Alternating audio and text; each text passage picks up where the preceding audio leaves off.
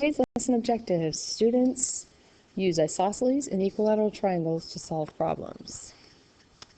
So first we have to know all the parts of an isosceles triangle. Up on top we have the vertex angle, which is opposite the base.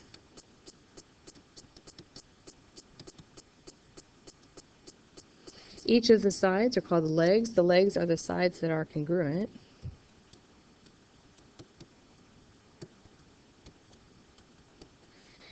And the base is a side that's not congruent.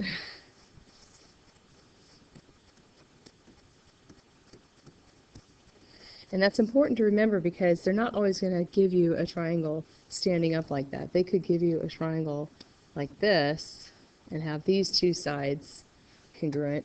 And in that case, this side that's not congruent to the other two would be the base. So that's important to keep that straight. And of course, the base angles are opposite the congruent sides.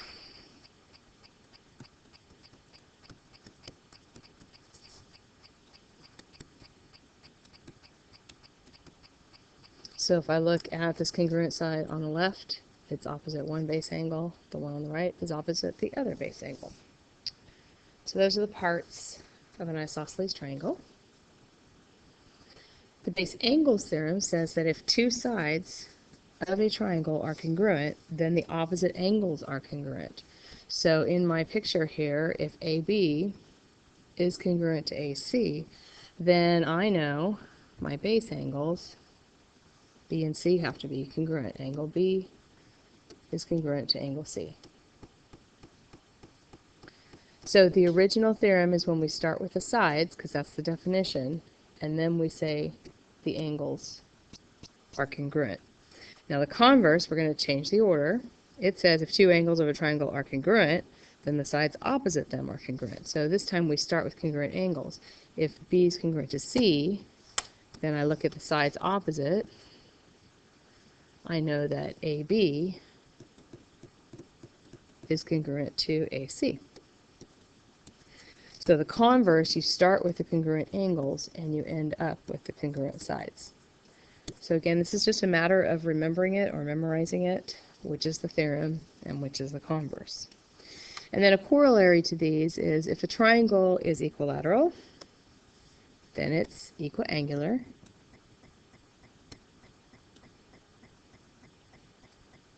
And if it's equiangular, it's equilateral.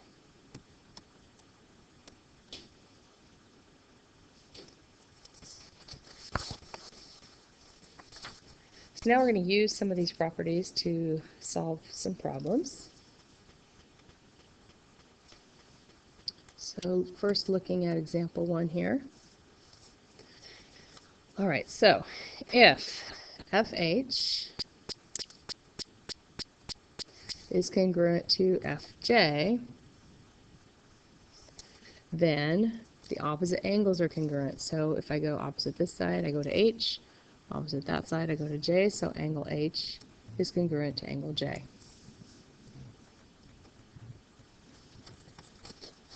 Then it says if triangle FGK is equiangular, so FGK is just the smaller one here. If it's equiangular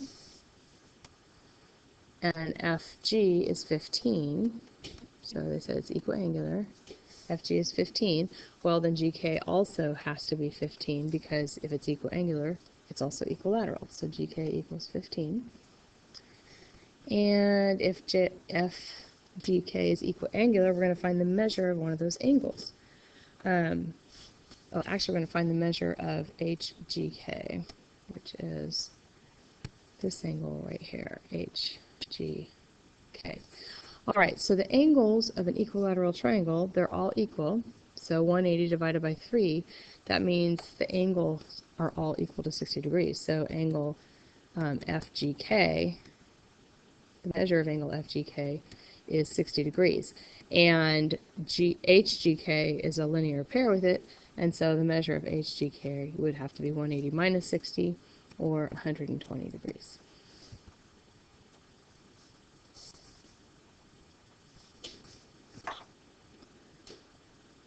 All right, next we have a figure, and they want to know what sort of triangle ABC is. So, kind of looks like it might be something, but we're not positive, because all that they've shown us is 3 sides are congruent, 2 in one triangle and then 1 in the other, and then they've also got some congruent angles there. So first of all, if we start off looking at the fact that AD is congruent to CD, that means that the angles opposite them are congruent. And so angle DCA is actually congruent to the other angles in there. So angle DAC would be congruent to angle DCA, and we know that by the base angles theorem. And because all the angles are congruent, I know that triangle ADC is equiangular.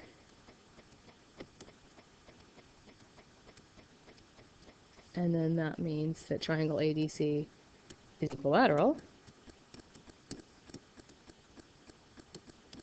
And if it's equilateral, that means all my sides are congruent. So AC is going to be congruent to the other 2 sides. And because AB was also congruent there, I know that AC is going to be congruent to AB.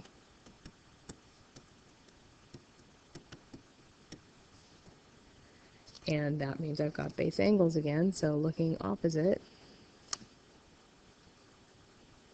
I get angle B and angle BCA. So angle B is congruent to angle BCA, again by the base angles theorem. And we knew that the measures of the angles in the bottom triangle were 60, so the same is going to be true up on top. The measure of angle BAC is going to have to also be 60, because this one was 60 degrees, and here we have 60 degrees, and all that's left for angle BAC is also 60 degrees. And so as a result, I can conclude that triangle ABC is equiangular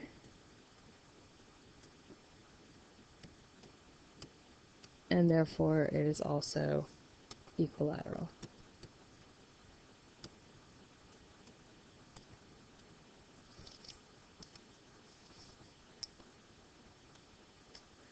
All right, in example 3, we're going to find the values of x and y. So first of all, we can see that triangle JKL, this one here,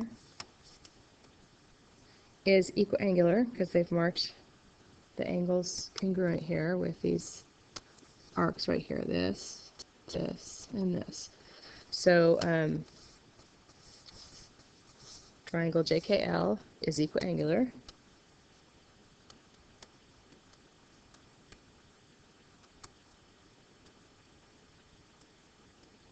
Which again means that it's also equilateral.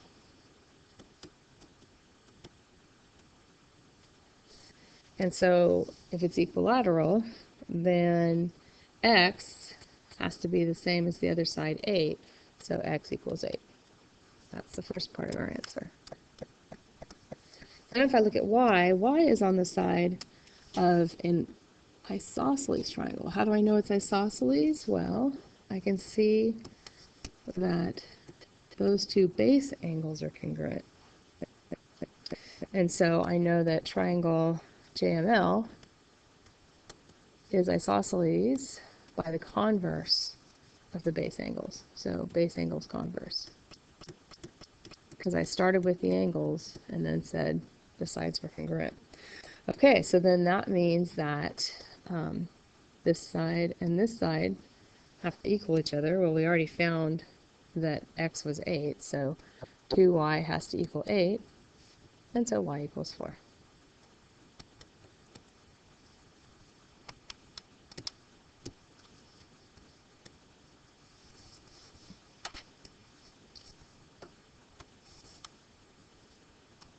Okay, next we will look at example 4.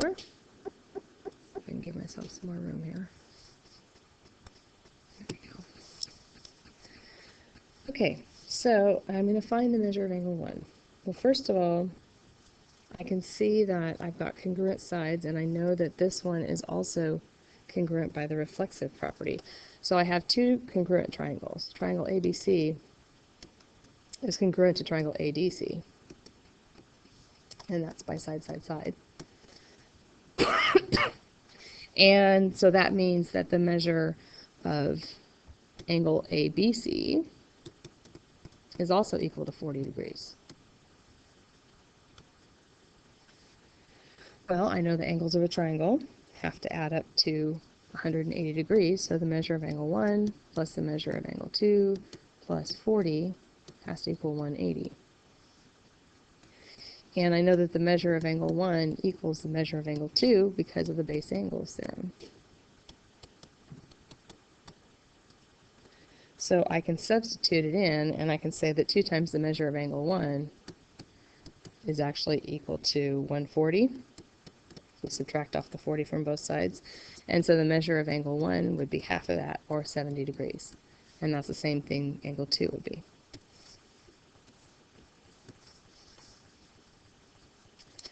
And that concludes the video. Thank you for watching.